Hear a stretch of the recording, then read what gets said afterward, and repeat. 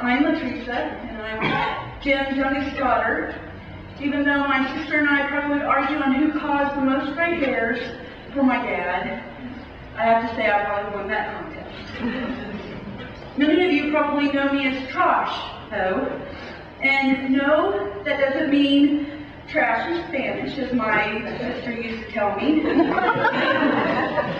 My father always had a nickname for everyone, and Trosh was mine.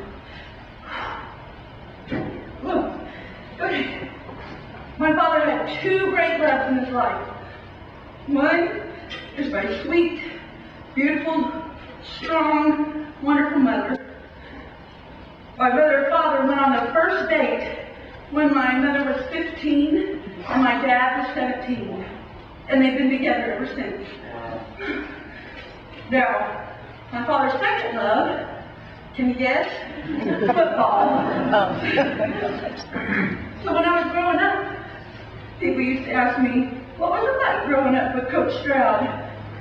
Well, my lullaby was the sound of that projector going backwards and forwards, backwards and forwards. As my dad watched those football films and studied every single frame.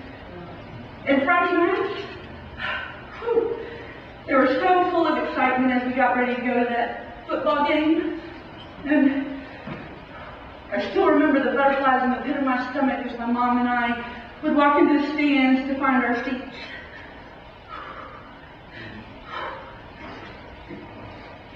But the overwhelming pride I had when my father walked out onto that football field. So the world knew my dad and his coach. But I knew him as Dad. My dad, he was the hardest working man I ever met.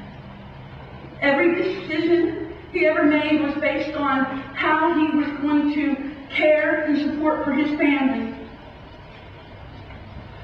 My father was an honest man, sometimes to a fault. My father was an honorable and fair man. His word was truly his bond. And some of you may find this really hard to believe, but when he was sick, oh my gosh, that man was a wimp. And that's because he was just kind and adored his grandchildren. And to put it simply, as my father would say, my father was good people.